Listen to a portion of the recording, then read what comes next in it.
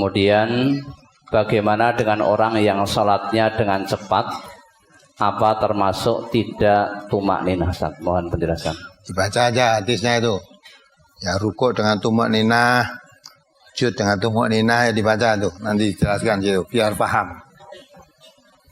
An Abi Hurairah anna Nabiyya sallallahu alaihi wasallam dakhala al-masjida fa dakhala rajulun fa shalla summa jaa fa sallama 'ala Nabiyyi sallallahu alaihi wasallam faradda Nabiyyu sallallahu alaihi wasallam alaihi salam faqala irji fa shalli fa innaka lam tusalli fa shalla summa jaa fa sallama 'ala Nabiyyi sallallahu alaihi wasallam faqala irji fa shalli fa innaka lam tusalli salasan faqala walladzi ba'atsaka bil haqqi fama uhsinu ghairah fa'allimni qala idza qumta ila sholati fakabbir summa qra ma tayassara ma'aka minal qur'ani sumarka hatta tatma'inna raqi'an sumarfa hatta ta'tadila qa'iman sumasjud hatta tatma'inna sajidan sumarfa hatta tatma'inna jalisan sumasjud hatta tatma'inna sajidan sumaf'al dzalika fi sholatika kulliha. Rawahul Bukhari. Dari Abu Hurairah bahwasanya Nabi sallallahu alaihi wasallam masuk masjid, kemudian ada seorang laki-laki masuk masjid lalu sholat. Setelah selesai sholat, kemudian ia datang kepada Nabi sallallahu alaihi wasallam dan memberi salam. Lalu Nabi sallallahu alaihi wasallam menjawab salamnya, lalu beliau bersabda, kembalilah, sholatlah, karena kamu belum sholat. Lalu orang laki-laki itu sholat. Setelah selesai sholat, ia datang lagi kepada Nabi sallallahu alaihi wasallam, lalu memberi salam. Nabi sallallahu alaihi wasallam bersabda, kembalilah, sholatlah, karena kamu belum sholat. Demikianlah sampai 3 kali. Lalu orang laki-laki itu berkata, demi Tuhan yang mengutusmu dengan benar, saya tidak bisa sholat yang lebih baik selain dari itu, maka ajarilah aku sholat. Nabi sallallahu alaihi wasallam bersabda, apabila kamu berdiri akan sholat, bertakbirlah, kemudian bacalah yang mudah dari Al-Quran yang ada padamu. Kemudian rukuklah sehingga tumak ninah rukuknya. Kemudian angkatlah kepala bangkit dari rukuk sehingga iktidal berdiri tegak. Kemudian bersujudlah sehingga tumak ninah dalam sujud. Kemudian angkatlah kepala dari sujud sehingga duduk tumak ninah. Kemudian sujudlah sehingga tumak ninah dalam sujud. Kemudian lakukanlah yang demikian itu. Kemudian lakukanlah yang demikian itu dalam semua sholatmu. Tahu tumak ninah. Jadi tumak ninah itu kamu sujud sampai tumak ninah, artinya sujudnya itu benar lurus sampai tenang. Tenang. Sujud, letakkan 7 anggota badan ini tempat sujud, terus baca sujud sampai tenang. Ya. Kan ada orang sujud baru nempel batuknya, belum tenang, dah berdiri lagi. Ya, seperti dalam hadis Nabi, seperti ayam mematuk makanan. Ayam mematuk, tapi cepat sekali. Ayam, kamu lihat ayam kalau mematuk makanan itu kan cepat sekali. Dul. Sujud semacam itu kata Nabi belum sholat kamu. Rukuk ya begitu. Sampai tumak ninah itu artinya sampai tenang. Ya. Allahu Akbar rukuk. Nah, kan ada Allahu Akbar, terus bangkit lagi rung tumak ninah. Jadi ibaratnya rukuknya itu belum sempurna, belum mandek. Rukuk itu ya Allahu Akbar, terus baca sujud, bacaan rukuk, baru sami Allahu liman hamidah, sampai berdiri tegak lagi. Orang kok sami Allahu liman hamidah belum sampai berdiri tegak langsung bacot sujud, gila. Nah, yang begitu itu kata Nabi belum sholat. Sampai 3 kali orang itu sholat, kamu Nabi lagi, balik kamu sholat. Kamu tadi belum sholat. Nah, orang tadi mengatakan, ya Rasulullah, saya tidak bisa sholat kecuali seperti itu. Bagaimana? Ajarilah saya sholat. Atau Nabi mengajarkan supaya tadi. Jadi kemudian waktu kamu rukuk sampai tumakninah, artinya tenang. Ya, jadi bentuknya rukuk itu jelas, rukuknya selesai. Jangan sampai rukuk belum, ibaratnya masih ya baru Allah Akbar, sampai Allah liman hamidah, mungkin urung ngadeg jejeke wis sujud langsung bablas. Dari rukuk sampai Allah liman hamidah, Rabbana lakal hamdu, sampai tenang, berdiri, anggota tubuh kembali tegak seperti semula, baru sujud. Sujud pun juga demikian, sampai tumakninah, tenang. Jangan jadi orang baru sujud, kepalanya atau batuknya nempel sini terus berdiri tanpa seolah-olah tidak baca. Nah ini kata Nabi, kamu belum sholat. Ya, tadi belum sholat. Sholatnya tidak sah gitu loh. Nah, maka sholat itu harus tenang, ya harus tumakninah tadi lah. Itu maksudnya. Ya mudah-mudahan bisa dipahami. Apalagi? Rasulullah 3.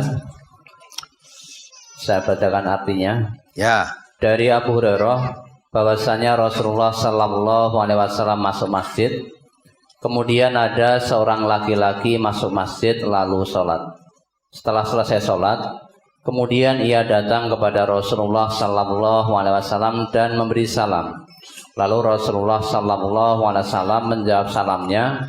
Lalu beliau bersabda, kembalilah, sholatlah, karena kamu belum sholat. Maka orang laki-laki itu kembali, lalu sholat sebagaimana sholatnya tadi. Setelah selesai sholat, kemudian ia datang lagi kepada Nabi Sallallahu Alaihi Wasallam, lalu memberi salam kepada beliau. Maka Rasulullah Sallallahu Alaihi Wasallam menjawab salamnya, wa alaikassalam. Pertanyaan, apa menjawab salam dengan lafadz wa alaikassalam ini diperbolehkan Ustaz sebagaimana pada hadis ini? Ya, boleh, nah ada hadisnya itu.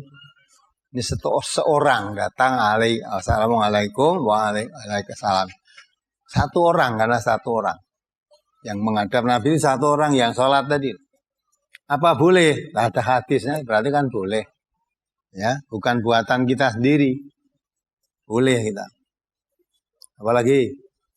Ya, ini juga tumakninah lagi sampai selesai, coba dibaca. Kemudian beliau bersabda, kembalilah, sholatlah, karena kamu belum sholat. Demikianlah sampai 3 kali. Lalu orang laki-laki itu berkata, demi Tuhan yang mengutusmu dengan benar, saya tidak bisa sholat yang lebih baik selain dari itu. Maka ajarilah aku sholat. Nabi Sallallahu Alaihi Wasallam bersabda, apabila kamu berdiri akan sholat, bertakbirlah. Kemudian bacalah yang mudah dari Al-Quran yang ada padamu. Kemudian rukuklah sehingga tumakninah rukuknya. Kemudian angkatlah kepala bangkit dari rukuk sehingga iktidal berdiri tegak. Iktidal berdiri tegak. Ada orang kok sami Allahu liman hamidah belum berdiri tegak terus bablas sujud ya. Diri tegak dulu. Terus kemudian bersujudlah sehingga tumakninah dalam sujud. Kemudian duduklah sehingga duduk tumakninah. Kemudian lakukanlah yang demikian itu dalam semua sholatmu. Makna lagi dah. Di sini diriwayatkan Abu Daud. Kalau tadi diriwayatkan Bukhari. Ya, jadi hadis-hadis inilah cara orang mengerjakan sholat. Rukuknya tumakninah, sujudnya tumakninah, duduknya tumakninah, sampai betul melaksanakannya seperti itu. Laksanakan setiap sholatmu seperti itu. Nah gitu ya. Jadi kalau kita sholat tidak tumakninah, kata Nabi tadi, belum sholat kan. Berarti sholatnya tidak sah, belum sholat. Maka sampai suruh mengulang. 3 kali orang tadi sholatnya sama aja seperti itu, tidak tumakninah. Maka dia mengatakan, ya Rasulullah saya tidak bisa melakukan sholat kecuali seperti yang saya lakukan. Maka ajarilah saya sholat. Dan Nabi mengajari tadi. Ya, berdiri setelah baca Fatihah, baca yang mudah bagi kamu. Artinya baca surat atau ayat sesudah Al-Fatihah yang mudah bagi kamu. Jadi jangan yang sulit-sulit, yang mudah, yang kamu hafal gitu loh. Ya, terus apa lagi? Halaman 7, arti hadis dari halaman 6, kita ambil yang tengah pada poin pertanyaan. Kemudian ketika sujud, beliau menjauhkan kedua lengannya dari ketiaknya dan menegakkan jari-jari kakinya. Bagaimana dengan wanita? Biasanya lengannya dirapatkan di dadanya. Apa yang seperti ini ada tuntunannya? Saya belum tahu. Sholat ini baik laki perempuan sama. Ya, kalau sujud ini ya lengannya itu dijauhkan dari ini, dari apa rusuknya, dijauhkan ini. Katanya kalau sujud wanita begini, tangannya masuk begini. Lah kok ngene ngopo? Karena nyonggo sesuatu. Lah rene disonggo apa jiglok to? Nah, tidak ada aturan. Saya belum menemukan hadisnya seperti itu. Nah, kalau nanti ada ustadz atau siapa yang mengajarkan seperti itu, mestinya ditanyakan dalilnya. Karena semua ibadah itu ada dalil secara rinci. Tadi baru rukuknya ya, sujudnya ya, sampai menjulurkan tangan saja, gini ya. Kan ada tuh orang duting itu tangannya letakkan gini dah, langsung gini. Padahal itu ada kelingkingnya digenggamkan, jari tengah ditemukan dengan jari ujung ibu jari menggenggam begitu, baru menjulurkan. Jadi orang pas ini letakkan terus langsung ini enggak genggamkan nih. Ada aturannya. Maka kalau kita lihat ada orang sholat gerak-gerakan jari, ya kayak gitu. Itu kamu lihat kalau memang ada dalilnya, mesti ada petunjuknya. Wong baru menggenggamkan aja ada petunjuknya, apalagi menggerak-gerakkan jarinya. Ya, menggerakkan jari itu mesti ada apa gerakannya cepat begini atau gini, ya, atau gini. Kamu lihat kalau kamu kerja itu macam-macam gerakan. Ya, malah ada lagi yang diputar-putar begini. Nah, ya itu biar begitu, mungkin sudah menemukan dalilnya, kita belum tentu, belum tahu. Kalau mau ibadah belum tahu, wala takfu ma laisa laka bihi ilmun. Jangan kamu melakukan perbuatan ibadah yang kamu belum tahu ilmunya. Tetapi kalau ada orang melakukan ibadah seperti berbeda dengan yang kita lakukan, kita sudah tahu ilmunya, mereka melakukan seperti yang kita belum tahu, jangan disalahkan. Mungkin dia sudah tahu ilmunya tentang itu. Lah kita, kalau ingin kamu melakukan seperti itu, tanya dulu, Mas, kamu kok melakukan seperti itu, apa ada dalilnya? Nah, kalau disertai dalil baru boleh. Ya, karena ibadah itu tidak boleh kita membuat sendiri. Asalnya ibadah itu hanya mengikut al-aslu fil ibadati al-ittiba. Asalnya ibadah hanya itba. Itba itu hanya mengikut.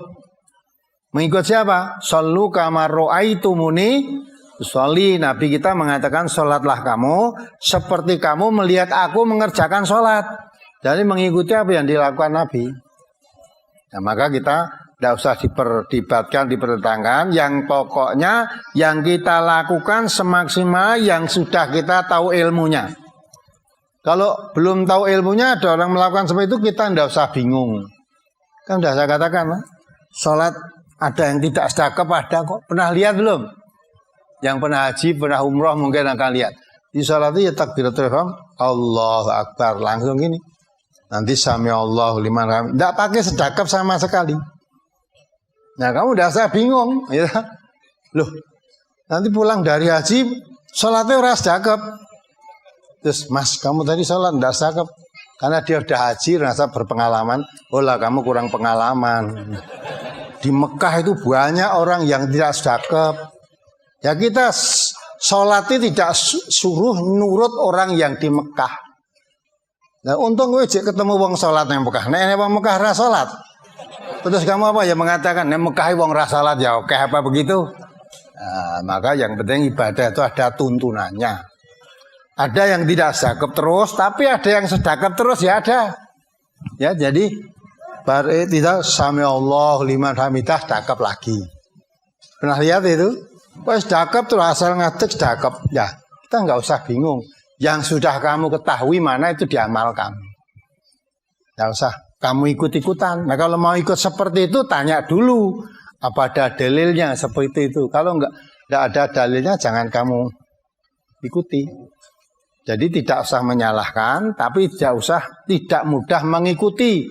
Karena Allah mengatakan dalam surat Al-Isra 36 itu wala taqfu ma laisa laka bihi ilmun. Inna sam'a wal basara wal fuada kullu ulaika kana anhu mas'ula. Dalam surat Bani Israel 36.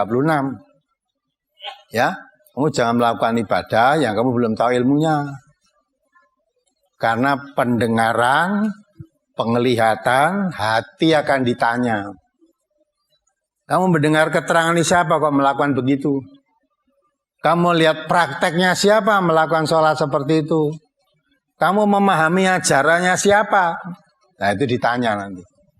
Maka kalau kita berdasar hadis, kita membaca hadis Nabi, tahulah jelas dasarnya keterangan dari Nabi, ya praktek seperti yang dilakukan oleh Nabi seperti inilah kita ada. Ya, tidak boleh kalau kita kamu sekarang tidak sedekah, saya melihat orang di Mekah tidak sedekah kok sholat. Nah itu tidak boleh. Ukuran orang di Mekah sholat apa tidak sholat, sedekah apa tidak boleh. Karena sholat itu ibadah. Ibadah itu suruh mengikuti bagaimana cara Nabi beribadah. Nah, apalagi? Rasul halaman 11 hadis yang pertama yang di atas. An Nabi Mas'udin qala Rasulullah sallallahu alaihi wasallam la tujzi'u salatun la yuqimur rajulu fiha sulbahu fir ruku'i was sujudi. Rawahu Ibnu Majah. Dari Abu Mas'ud ia berkata, Rasulullah sallallahu alaihi wasallam bersabda, tidak mencukupi salatnya orang yang tidak meluruskan punggungnya ketika rukuk dan ketika sujud. Ini mohon dijelaskan kata mencukupi ini bagaimana? Ya tidak mencukupi artinya tidak sempurna sholatmu. Ya, kalau rukuk punggungnya harus lurus. Ya, jadi rukuk itu punggungnya lurus, tidak begini terlalu rendah begini ya tidak, terlalu tinggi tidak. Jadi lurus punggungnya itu lurus. Ya, lurus. Maka ketika rukuk Nabi mengajarkan ini dua tangan ini memegang lutut. Ya, kepalanya tidak terlalu mendangak, tidak terlalu dungklok begitu. Lah rukuk. Lurus punggungnya. Sampai seolah ada kata meletakkan air di situ tidak tumpah. Ada hadisnya tadi dibaca terus. Halaman 12. An Rasidin qala sami'tu wa bisata bin Ma'badin yaqul ra'aitu Rasulullah sallallahu alaihi wasallam yusalli fakana idza raka'a sawwa dhahrahu hatta law subba alaihi al-ma'u lastaqarra. Rawahu Ibnu Majah. Dari Rasid ia berkata, saya mendengar Wasibah bin Ma'bad berkata, saya mendengar Wabisah bin Ma'bad berkata, aku melihat Rasulullah sallallahu alaihi wasallam salat dan apabila rukuk beliau meluruskan punggungnya sehingga apabila dituangkan air di atasnya maka air itu tidak akan tumpah. Ya, jadi gambarannya lurus tadi, ya punggung itu ini lurus. Sehingga kalau di punggungnya tadi tumpangkan air tidak akan tumpah. Karena lurusnya gitu. Nah, itu lurus tidak akan tumpah. Ya, jadi itu menggambarkan lurusnya seperti apa. Jadi andai kata ditumpangkan di atas punggungnya ketika rukuk tadi, air tidak akan tumpah. Itu gambaran lurusnya. Walaupun hadis ini diterangkan dhaif. Tapi itu bukan dhaif tentang kelurusannya hadis di atas tadi sahih. Jadi menerangkan gambaran lurusnya itu sampai andai kata air dituangkan di atas punggungnya tadi tidak tumpah. Itu menerangkan gambaran lurusnya. Tetapi yang menerangkan gambaran apa yang memerintahkan supaya lurus hadis di atas riwayat Ibnu Atsati hadisnya ya yang tidak sempurna loh. Tidak mencukupi sholatnya orang yang tidak meluruskan punggungnya ketika rukuk dan ketika sujud. Itu hadisnya sahih. Ya. Nah, cukup. Apalagi? Apakah ada keterangan pada waktu mengangkat tangan, telapak tangan harus menghadap ke arah kiblat ataukah bagaimana? Iya, di situ diterangkan mengangkat tangan sampai daun telinga atau sampai bau. Apa harus menghadap kiblat tidak diterangkan di situ, ya kan? Tapi kita dalami, maka kalau kita mengangkat tangan, ya Allah Akbar setinggi daun telinga atau setinggi bau, dah betul. Kalau begini berlebihan, Allah Akbar berlebihan. Apalagi ada orang angkat tangan, ya Allah Akbar, gitu udah pun namanya udah angkat tangan ya, Allah Akbar. Jadi ya Allah Akbar tinggi bau atau tinggi daun telinga. Itu yang nurut hadis Nabi. Adapun apa begini, lah itu yang penting ngangkatnya sampai di daun telinga atau sejajar dengan baunya. Apalagi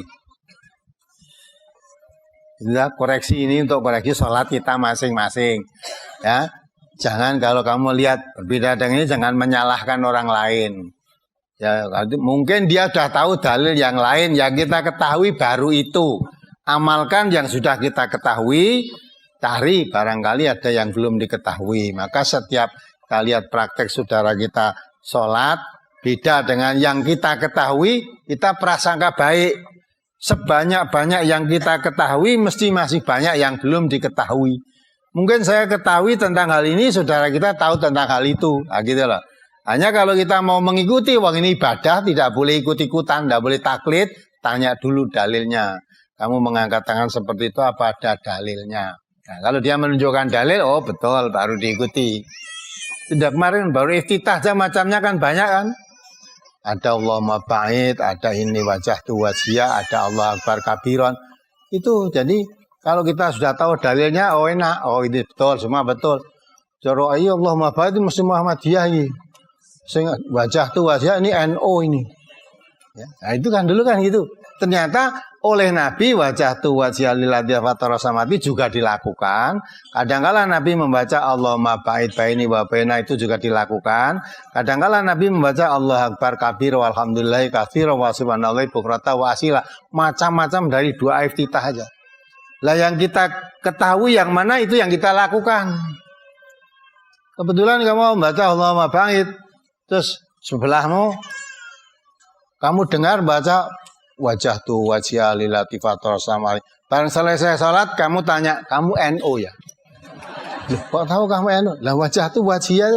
Nah ternyata telah kita kasih wajah tu wajah juga dilakukan Nabi, Allahumma ba'id juga dilakukan Nabi.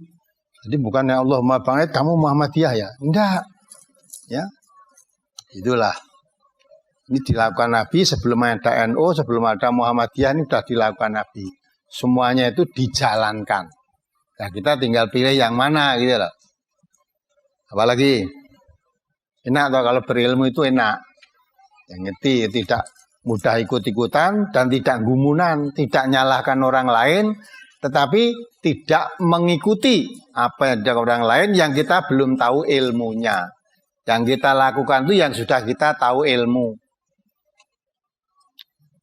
Anda boleh nyalahkan orang lain yang berbeda dengan ilmu yang sudah kita ketahui. Maka kita husnudon. Mungkin dia sudah tahu dalilnya tentang pelaksanaan hal itu. Hanya saya yang belum tahu lagi loh.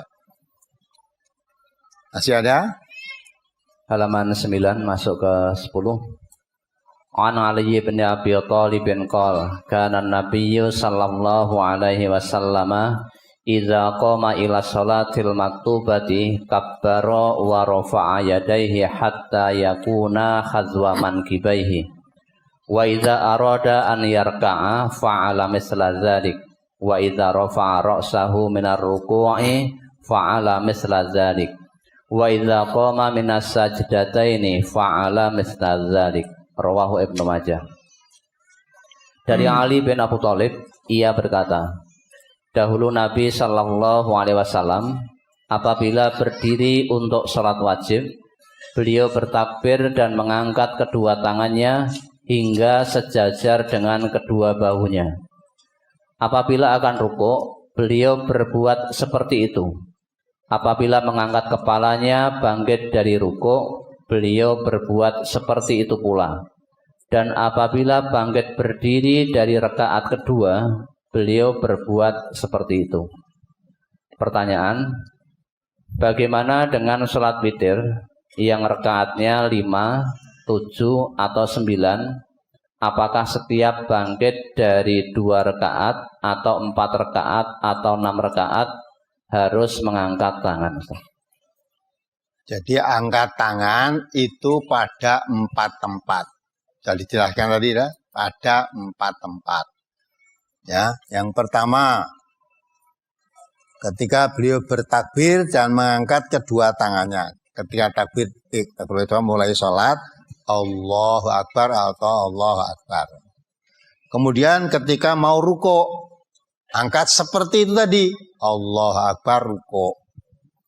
Setelah ruko saya iktidal, bangkit dari ruko, angkat lagi, Allah sami Allahu liman hamidah, Rabbana lakal. 3 toh, dah 3. Dan yang satu mana? Siap kamu duduk dari at-tahiyat awal masuk ke rakaat 3, angkat tangan lagi dari at-tahiyat awal, berdiri masuk rakaat 3, Allahu Akbar. 4 tempat. Diterangkan dalam hadis itu tadi ketika Nabi sholat wajib. Nah, sholat wajib itu tidak ada 5 rakaat, nggak ada. Ya, pertanyaanmu tadi bagaimana? Coba. Bagaimana dengan sholat witir yang rakaatnya 5, 7, atau 9? Apakah setiap bangkit dari 2 rakaat, atau 4 rakaat, atau 6 rakaat harus mengangkat tangan? Nah, dibaca artinya lagi hadis itu.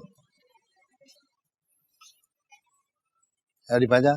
Dari Ali bin Abi Thalib, ia berkata, dahulu Nabi Shallallahu Alaihi Wasallam apabila berdiri untuk sholat wajib. Untuk sholat wajib.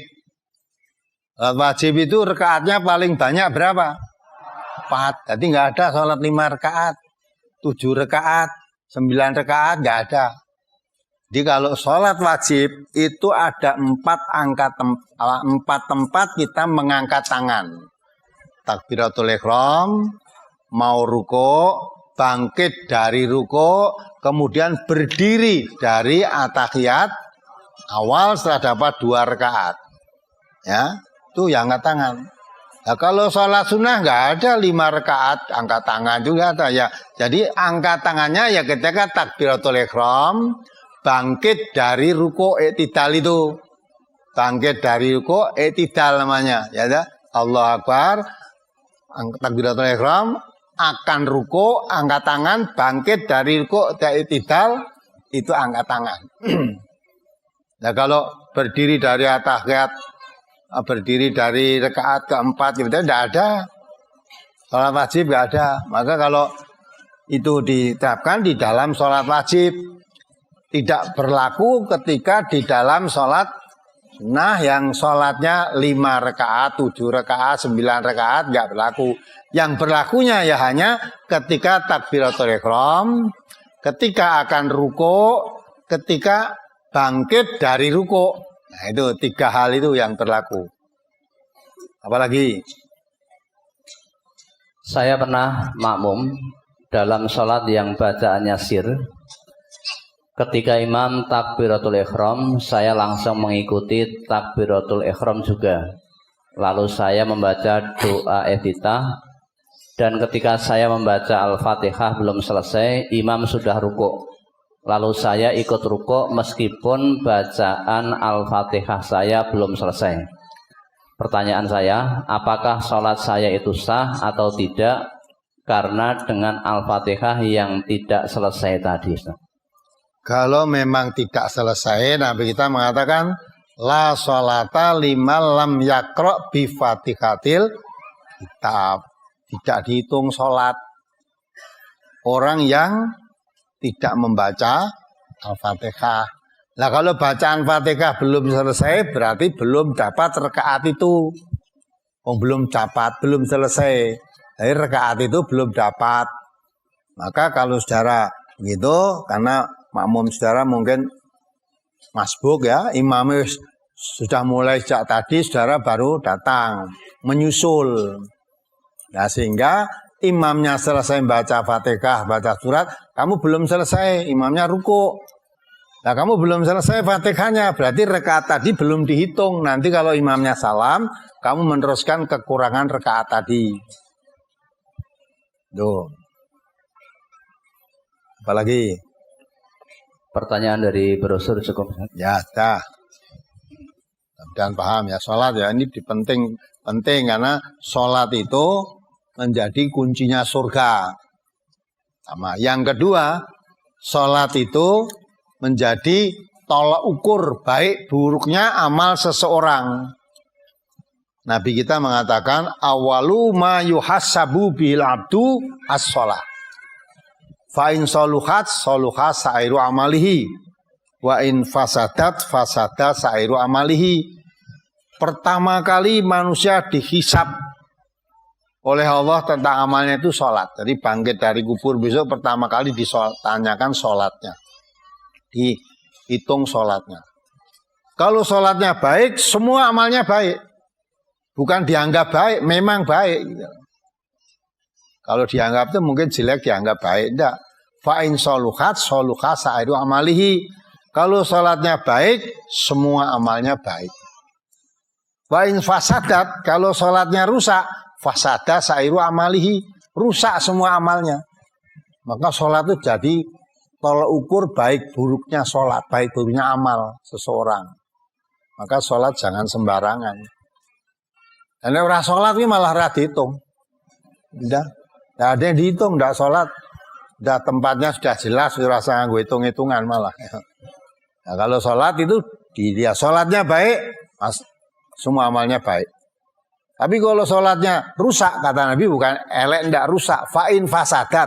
Kalau sholatnya rusak, maka rusak semua amalnya. Nah, maka sholat jangan sembarangan. Nah, rukunya tumuk ninah, sujudnya tumuk ninah. Yang tidak tumuk ninah tadi, dikatakan Nabi kamu belum sholat. Karena rukunya tidak tumuk ninah, sujudnya tidak tumuk ninah, duduknya tidak tumuk ninah, lah dikatakan kamu belum sholat. Duduk antara dua sujud itu harus tumuk ninah, ya, karena duduk antara sujud terus membaca doa antara dua sujud itu, ya, Rabbighfirli atau Allahumma firli warhamni wajburni wahdini warzuqni, sambil membaca itu. Lah kalau duduk belum tenang wis sujud naik, ketika duduk tadi baca apa? Ya, sujud belum sampai tenang sudah angkat kepala lagi, lah ketika sujud tadi baca apa? Kalau baca mesti tumuk ninah. Ya, bacaan sujud subhanakallahumma rabbana wa bihamdika allahumma ufirli. Ya. Itu pasti, atau subhana rabbiyal a'la, subhana rabbiyal, mesti tumuk ninah kalau itu. Nah, kalau cepat banget tapi tidak tumuk ninah itu dilakukan, kamu sholatnya baca apa tidak? Maka Nabi melihat yang begitu itu, ulangi kamu sholat. Kamu belum sholat. Terus sahabat tadi sholat lagi. Setelah sholat datang lagi pada Nabi. Nabi mengatakan ulangi sholatmu. Sampai 3 kali. Ya. 3 kali. Akhirnya sahabat tadi terus terang. Ya Rasulullah, saya tidak bisa sholat kecuali seperti yang saya lakukan. Tolong ngajarilah saya tentang sholat. Dan Nabi mengajari tadi sholat. Sujudnya tumuk ninah. Rukuknya tumuk ninah. Iktidalnya, ya, setelah sami'allahu liman hamidah rabbana lakal hamdu tumuk ninah juga sampai berdiri tegak. Jadi sami'allahu liman hamidah rabbana lakal hamdu, badan berdiri lurus seperti tadi. Sami'allahu liman hamidah, ya, bacot sami'allahu liman hamidah rabbana walakal hamdu, ini langsung sami'allahu liman hamidah rabbana lakal hamdu, bacot sujud. Itu tidak tumuk ninah. Nah, yang begitu itu karena Nabi, kamu belum sholat. Ya, berarti sholatnya rusak, wong belum sholat. Padahal hitungannya sudah sholat. Nah, yang begitu sholatnya tidak baik berarti. Maka disuruh mengulang oleh Nabi. Padahal sholat itu memang kuncinya surga. Samping itu, sholat itu zikir kepada Allah yang paling besar adalah sholat. Maka aqimus sholah li dzikri. Dirikan sholat untuk mengingat aku. Ala bi dzikrillah tatmainul qulub, ketahuilah kamu mengingat aku hatimu menjadi tentram. Jadi kalau sholatnya benar, hatinya tentram. Loh, saya sudah sholat bertahun-tahun, tidak tentrami hati saya, mungkin sholatmu urung bener. Oh, yang oleh Nabi dikatakan kamu belum sholat tadi. Ya, tampaknya sudah sholat, tapi dinilai oleh Nabi ternyata belum sholat. Ya, mengapa? Rukuk sujudnya tidak tumuk ninah. Ya, belum sholat. Nah, maka itu hati-hati. Sholat ada aturannya dan ada caranya. Harus kita lakukan semaksimalnya menurut yang dicontohkan Rasulullah. Biar sholat kita baik sehingga semua amal perbuatan kita baik.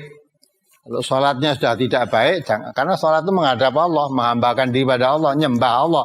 Itu aja tidak baik, apalagi dengan manusia. Komunikasi dengan manusia tentu lebih berani tidak baik, lebih berani. Dengan Allah aja berani tidak baik.